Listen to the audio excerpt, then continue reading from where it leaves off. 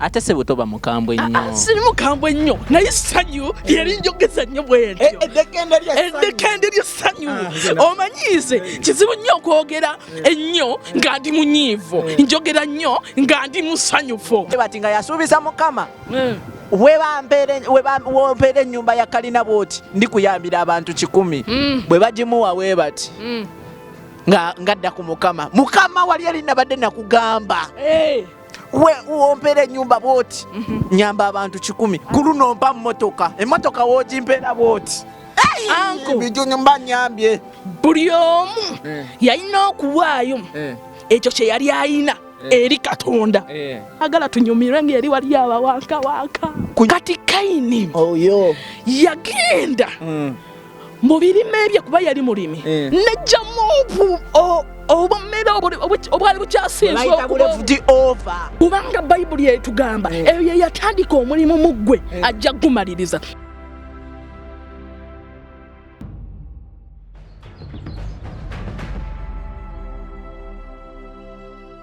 Hey, okinkubye nno kiki kino?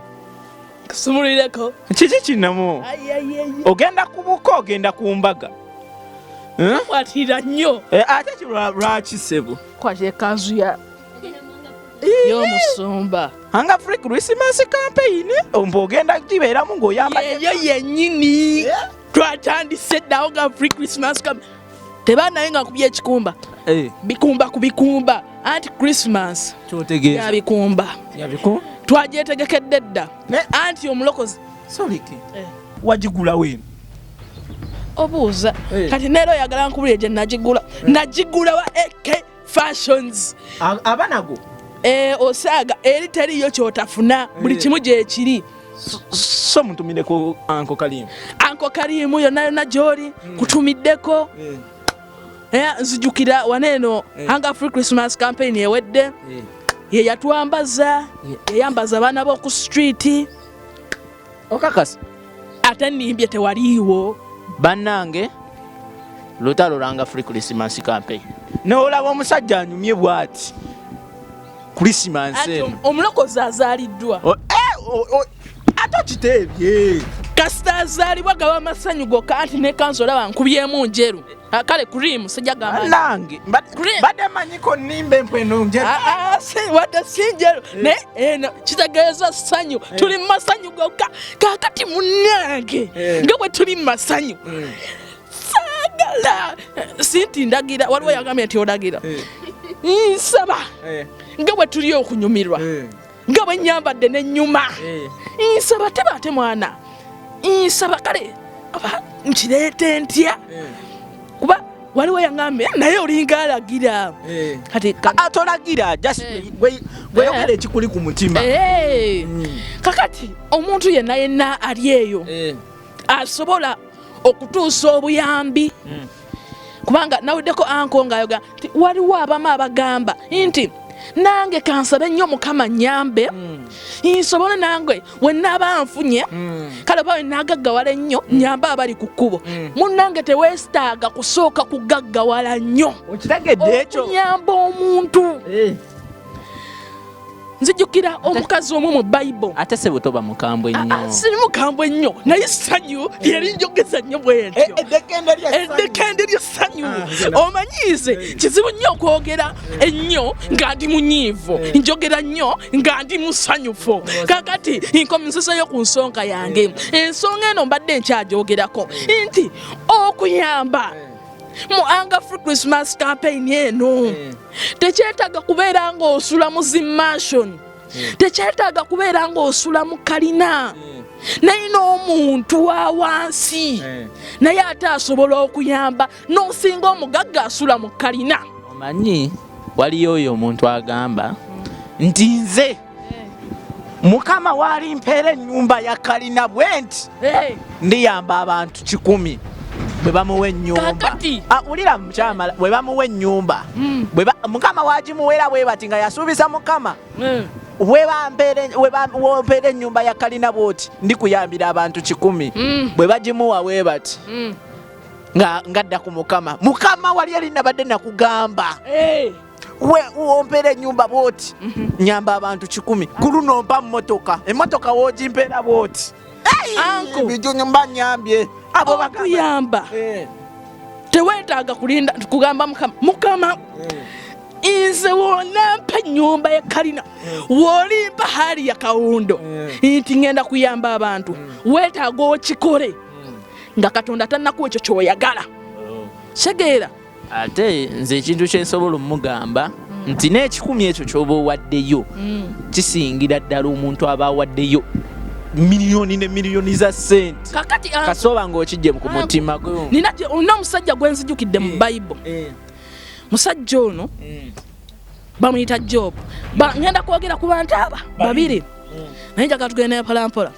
Waliwo omusajja Job. Kati ndyosesa ngenda kwogera ku basatu anti bajagenda beyongerako gwelinda. Omusajja ono Job yalina ebyobugagga ebyo byonna sitani yakyetanga ekyokugezesa ne Katonda byonna n'abisa. Anko kankubuuze oli pastor? Ndi pastor sinnafuuka. Okola otya kusomera? Kati eyo soko gireke wali ebbali kajja sana kati nkyamaliza kikyembaddeko kakati mbadde nkyanyonnyola tonyiga ssebo kati ate ogenda kunzija ku Jobu kati nkyakuga ate wenanyiga oyagala njogera mpola mbadde nkyayogera wamma nga nkyakunnyonnyola ku musajja Jobu ebyobugagga bye Katonda we yamugezesa n'abisaanyaawo. Katonda yabikubisaamu kana Katonda we yamugezesa sitani we yamugezesa kwalinga okugeza kale ekyo tukireke omanyi tosobola ate kufeera abantu ng'akulaba sitani ye yagezesa omusajja kale yamugezesa neyaziza nnyo okunteereza Mukama akuwa omukisa weebale nnyo ssebo okkiriza ng'ensobiizo azikiriza omayizi sega nnyo erabiddemu kasito mbadde nkeerabiddemu kale sitani we yamugezesa ebintu bye byonna ne bisaanawo naye kwali kugezesebwa Katonda yali amugezesa. Yobu ono ebyobugagga bye byakubisibwamu ebyobugagga byakola ki byakubisibwamu nga Katonda amaze olaba okukkiriza kwe kati ngenze ku musajja kati anti oyo muvuddeko anti ate Yobu omudduse Yobu kati gwe kakana tukyagenda ku mulala waliwo Abandi Kaini kati ngenze kuwaayo sacrifice Abandi Kaini Abeli kale Abandi Kaini amina Abeli Abeli wezatuuka essaala z'okuwaayo buli omu yalina okuwaayo ekyo kye yali alina eri Katonda.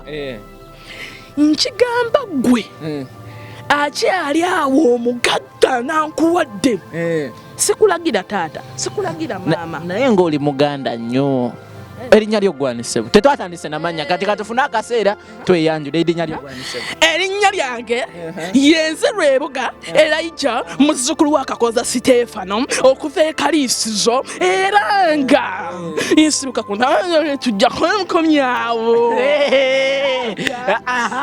ndi musajja wa Kabaka omaye Mukama asonyiwe naye ndi musajja wa Kabaka munna tola nakubyamudde kanzu musonso ndowooza mugirabe kamala nakuyamudde kooti ndi musajja wa Kabaka onyiridde mwana gwe ati sekukula eno tugenda kunyumirwa naye saagala tunyumirwe ng'eri wali abawankawanka kunyumirwa ng'osika masavu eyo nga neeno tusika masavu n'abaana saagala tusuke kati njagala tuddeere ku Abandi Kaini Abeli andi Kaini kati situsesewaza kukula ki z'okuwaayo Abeli yagenda kati kakana tujjaga tugenda mpolampola yagenda anti vibe zange wazikka ngenda bawenti vibe za Krismasi masavu ku masavu kakati goja kakati we baali bawaayo Abeli yagenda najjayo ebyobugagga bye yayina endiga nayina ebyobugagga bino kati yagenda mu ndiga ze najjayo endiga eyali esinga okuba ensava n'agiwaayo. Yali ajagala nnyo. Gye yali asinga okwagala mu zonna. Kubanga yali nsava ng'eyina Kati Kayini oyo yagenda mu birime bye kuba yali mulimi nejjamu obumera obwali bukyasinza okuba.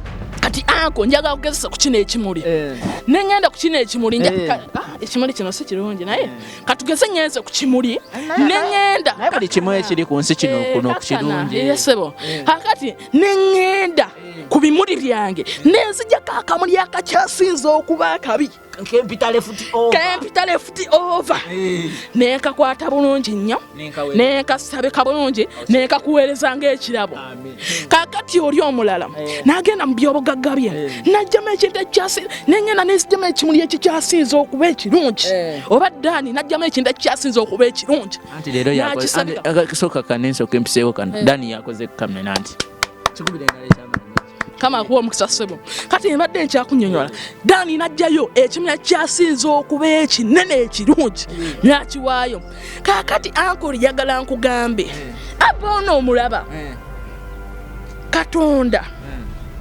akusasula okusinziira ku ekyo olowooza tonto tekukolako interview yakusabisa asogenda sabisa naye nayo sigikaana munnange tugenda kufuna tukyali mu holiday Mukama waaba akozeemu omulimu ngutwalire ddala kubanga Bayibuli etugamba eyo ye yatandika omulimu mu ggwe ajja gumaliriza kati nzizeeyo ku nsonga ya Kayini mu kuwaayo okwo Katonda yasasula Abe sigenda kwogera ku Kayini kuba Kayini eyo kumulabirawo yagenda mu kuzikirisibwa Abe Katonda yagenda nga amusasula mulungi abaana be nina kakana abaana be bade manyi Kayini yatta Aberi ati yamala n'amutta abantu be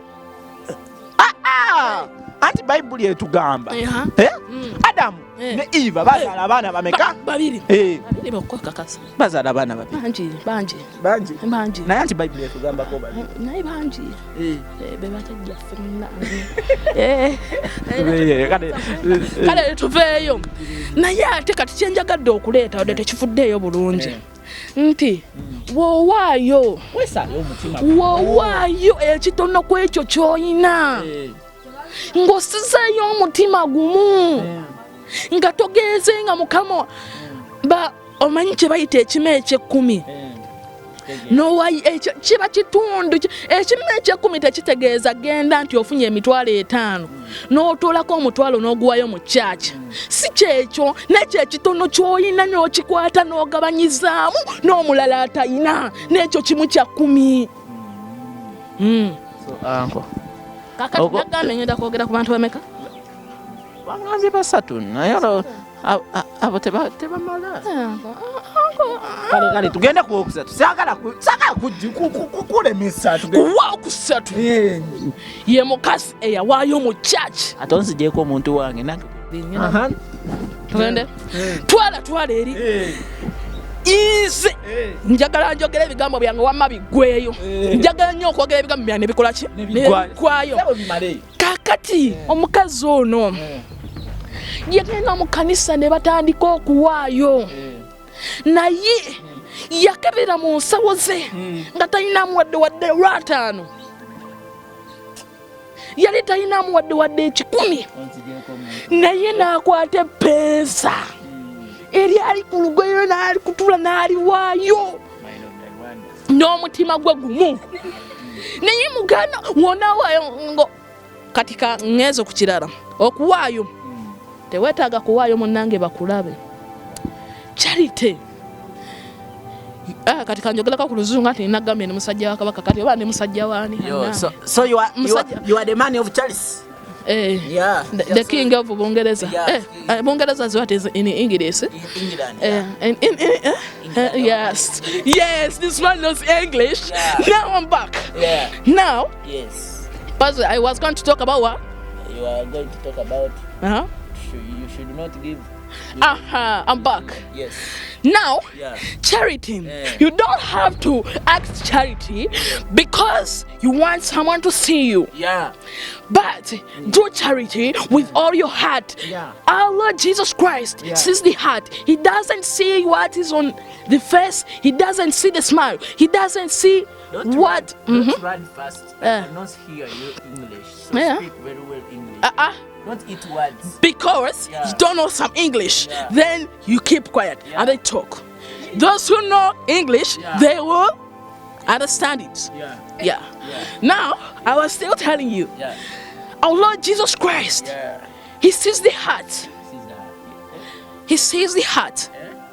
Alaba mutima. He doesn't see the top of your body. I think you should interpret for me that. Talaba kungulu kwa mubiri go. Top. Yeah. Yes, I understand. Yes.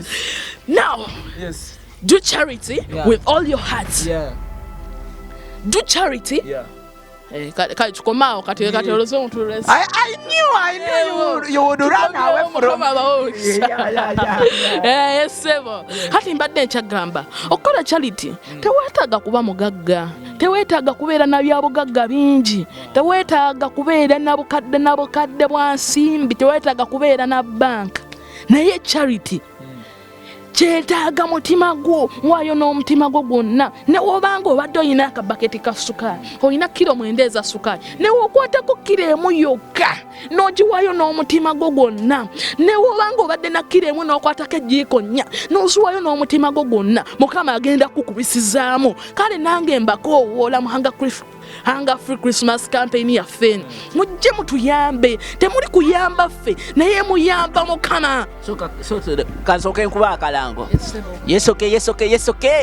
Anti nga 25 December 2024 tugenda bba waneeno, anti abaana bagenda kubeera wano bangi ntoko, anti nga bangi tugenda bajja kubbala. Tubaleete waneeno tubafumbire, tubaliise, tubambaze, tubawe ekigambo kya Mukama, byonna twala tugende. Anti tewali kintu kisinga mmere ya mwoyo, byonna tugenda bikkiriza Bayibuli. Oyagala ki? Any donation is available and accepted. Nzadda ko mpa muzinda nze yekwatira. Kale. Yes, all right. Ati mbaleetedde Hunger Free Christmas Campaign waneeno ku Bongo Charity Foundation tugowola abaana mwenna bali ku nguudo. Tetukanyiza kuyita buyambi mbokka, naye n'abaana abali eyo ku nguudo tubayita mujja kuzenaffe. Oyina baby shower, oyina y'abaana oli wamu wekaweka ewaka, osigaddeyo wekaweka ewaka, bazadde bo tebaliiwo, bagenze kujaguza, bagenze eri mu biduula. Jangu ojja kuzenaffe waneeno ku Bongo Charity Foundation. Kale. Sikomyeko wabula nkoola namwe abalina obuyambi obw'enjawulo tubakowoola. Oyina kasawo ka muceere, oyina sabbuuni, sibiriiti, kati kamukoka olusekere lw'enku munaga ati neekundirizibwako, naye nkyayogera tonzijako microphone. Ati nkyayogera oyina butebe, abaana tebalina we bagenda tuula kubanga bagenda bangi, waffe tubasula bagenda bungi. Ati munnange oyina katebe, leeta omwana afune w'okutuula mukeeka. Oyina ki? Oyina sukaali jiikeemu 2, oyina kilo ya nnyama, oyina kakanyama kamu letukagaana dadi yaguleetera dda, oyina 10 lw'ataano naye tusobola olutwala eri ewa ku Bank of Uganda ne balukyusiza ne baluleta. Kale munnange nkukowoola jangu oyambe. Oli mugagga mwafu, oli data Mukama asasula oyo awaddeyo n'omutima. Kale njagala nkuyimbira akayimba kamu nga munnange maliza ekirango kyange. Okugaba nga kulungi, okugaba kwa mukisa nnyo kusinga okuweebwa. Buli muntu agabenga ng'amaliridde mundaye, Mukama ayagala mundaye agaba. Kale nkomyewo ati nsinnamaliza kirango. Kale munnange osala nviiri, oyina saluni, abawala nabo bayinza okujja, balina okujja mu nnyala ya Yesu, bajja kujja. Oyina saluni, oyina ogenda kudda kalango. tebasala muntu kalango anko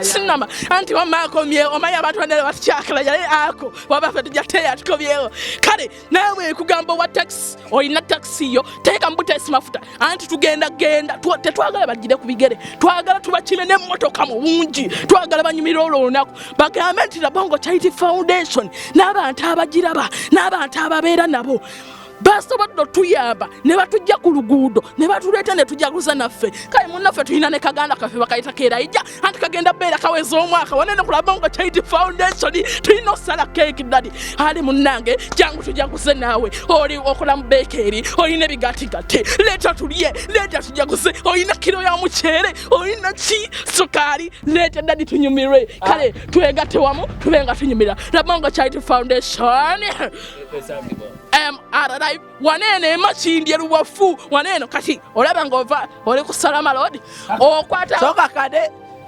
okulagirira soka kade yogera n'obwo ngolagirira beranga agenda ku mukolo omusajja wa kabaka anti kati Bongo Charity Foundation yasangi omanyi one ya designize naye oba dani wabaddeko ki go designinga dani ya designize naye epensa ino site gere kale tatubikewo abantu kale ngusibeko kale siba ngusibeko tukama bona ate tokwatira nnyo kanzu yange kwate empola wamma mbadde nkyakulagirira nkomyewo kakati gova side za ku mashokot kati twale nze ngenda balagirira sebo wadde wamandi mupya mu machindi mazebe myaka ebite wasoya kunema kulagirira wamma nja kulagirira kakati ngenda lagirira wantu wa mirundi eje ebiri wamma kati nkulagira wamanyi ku mashokot kwata ekyo kikubo jange eno kati omanyi wojja kulune kubo omanyi ekyambuka ewaragadi opposite ekyo kikubo waliwo ekikirira kirira bulungi nnyo jangu ogenda sange wake wanyirira ewanyirira okuzama waliwo obusisira waliwo obugaali obuliko ebimuli waliwo ebibumbe yeyo gye bayita Bongo Charity Foundation anti munnange tukola ebya art buli kimu kakati ndagirira omuntu ewala kakkana njakukuba oluye mu interview yo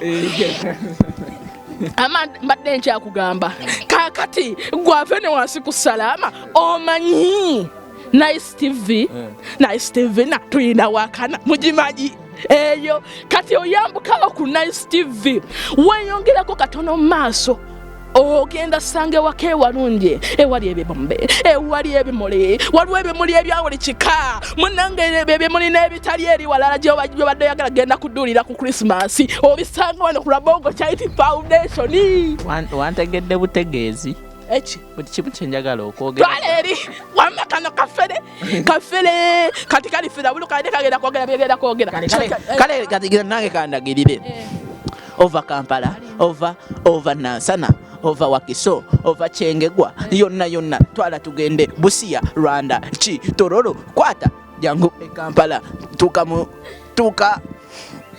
Kisenyi wamalindako nawe eve Dubai nawe ave Bungereza ova Chindi Russia ova Ukraine ova America ova Gonde ova hakina hi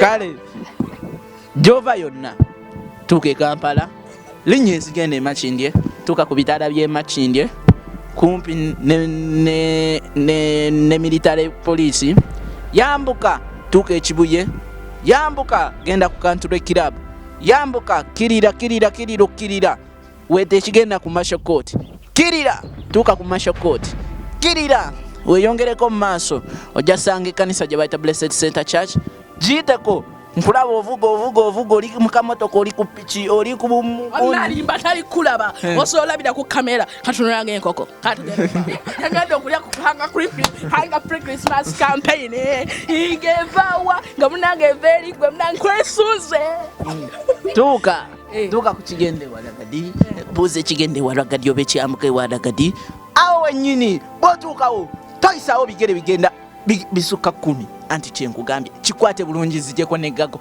toyisaawo bigere bisuka 10 waliwo ebikubo bibiri, waliwo ekyambuka ewaragadi, waliwo n'ekikirira. Kwata ekikirira, kirira ojja kusanga ennyumba erimu ebikajjo na buli kimu, okitegeera. Awo ye Rabongo Charity Foundation eriko ekibumbe ky'omukazi akutta omwana, buli kimu enkime ekutta omwana, buli kimu. Nange nkunnyonnyola munnaffe gwe yandiyagadde okuleeta obuyambi, munnaffe tukukowoola, kale ojja yitira ku nnamba za Uncle Abongo ezigenda okubeera nga ziyitawo wansi ku sukurini yo. Gisome ako kasi ojja giraga bajja giraga kadabiri kagisome nange nakyo njagala okwogera otunange enkoko zengendo ja Christmas.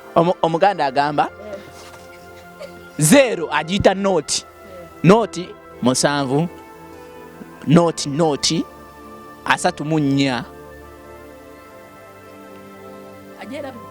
kanjogere mu luzungu 0700 34 6827 oba noti 7 noti 34 6 kale sebo kaga zitumala zokka kale munnange mbadde nkyakunnyonnyola nga nkugamba kale anko tunatera matafali dakiika 3 mutunanga enkoko jangana bya kulanga kamalirize kale wamaaso njagala nkusiibule mu butongole anti insigala nga yenze lwebuga Elijah omwana muzzukulu wa Kakooza muzzukulu wa Kakooza Stefano kiki Dani ndeka kale muzzukulu wa Kakooza okuva ekaliisizo side zeyongera aka imunange abasazi fete batulya batwegaana akati munanga maliriza inkwagaliza anga free Christmas ennungi Shagera. We wish you a Merry Christmas. We wish you a Merry Christmas. We wish you a Merry Christmas and a Happy New Year. Kabaka wangale. Mweraba.